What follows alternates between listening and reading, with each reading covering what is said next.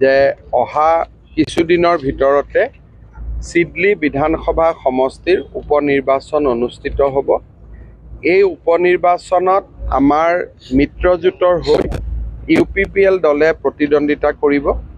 আজি আমি তিনিওটা দল ভাৰতীয় জনতা পাৰ্টি, UPPL আৰু অসম গণ পৰিষদৰ কৰ্মকৰ্তাসকল বহি নিৰ্বাচন সম্পৰ্কে কিছু আলোচনা কৰিলোঁ।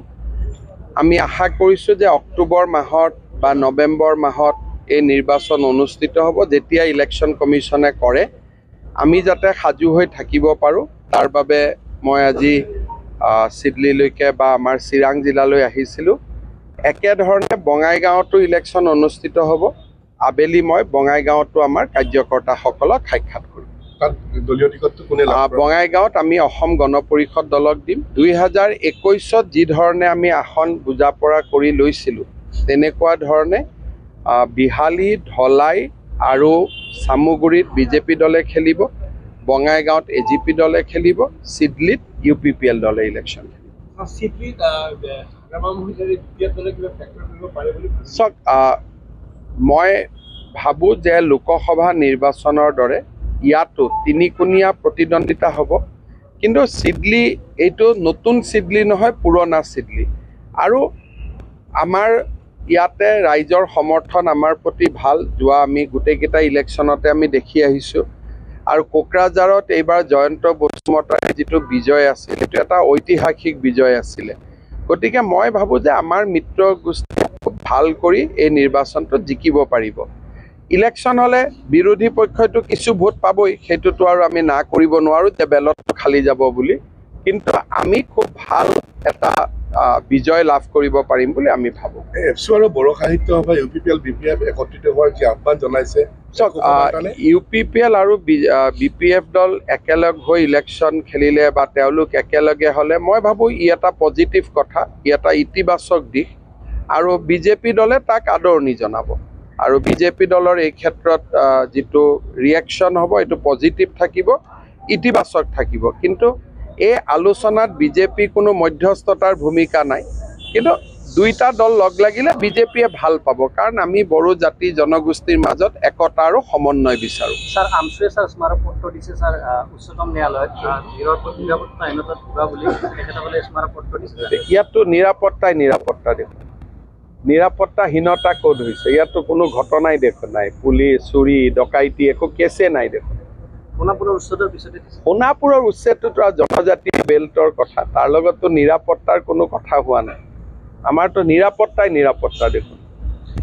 ইয়াত আমাৰ আজিৰ পৰা 20 বছৰ আগতে আমচুৰ ল'ৰাটো বজাৰতে নোলাইছিলে। এতিয়াতো আমচুৰ ল'ৰাই মুখ্যমন্ত্ৰীৰ প্ৰতিকৃতিও দাহ কৰি দিয়ে।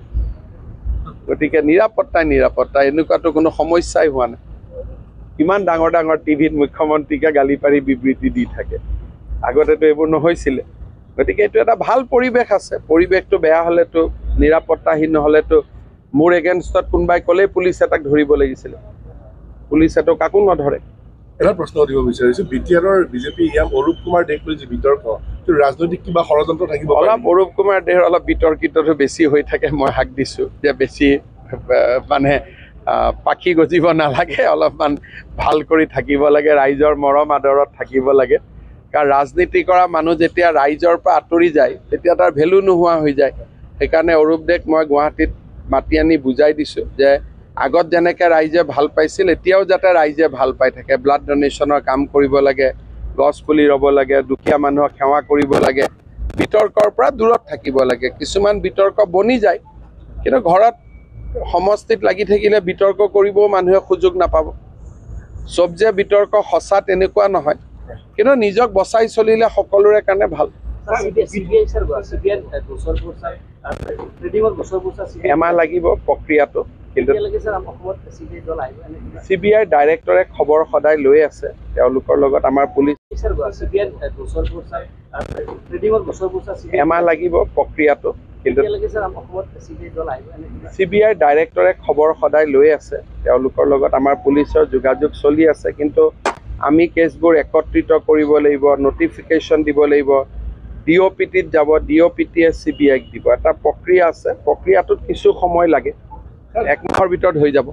বিটিচি পৰিষদৰ নিৰ্বাচনত আপোনালোকে অকলে খেলিব বুলি ঘোষণা কৰিছে। চাওক, এই মিত্ৰতাত কিবা প্ৰভাৱ পৰিব নেকি? এইটো মিত্ৰতা এইকাৰণে প্ৰভাৱ নকৰে, আপোনালোকে যদি চাই যোৱাবাৰুতো আমি অকলেই খেলিছিলোঁ আৰু লগ লাগি খেলাৰ এইটো কাৰণে পৰিৱেশ নাথাকে। UPPL আমাকতো ছিট দিব নোৱাৰিব, দিলেতো আমি লগ লাগিয়ে খেলোঁ, কিন্তু তেওঁলোকে আমাক দিব নোৱাৰিব। গতিকে কিন্তু যোৱাবাৰো আমাৰ এটা সিদ্ধান্ত আছিল যে আমি প্ৰমোদ বড়োৰ বিপক্ষে প্ৰাৰ্থী দিয়া নাছিলোঁ, আমি হাগ্ৰামা মহিলাৰ বিৰুদ্ধে প্ৰাৰ্থী দিয়া নাছিলোঁ।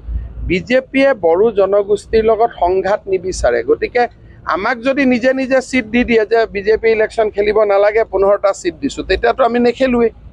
সমস্যাটো হ'ল তেওঁলোকে আমাক ছিট দিব পাৰিব নে নাই। গতিকে আমি যদি নিদিয়ে আমিতো ৰাজনৈতিক দল হিচাপে ইলেকশ্যন খেলিব লাগিব।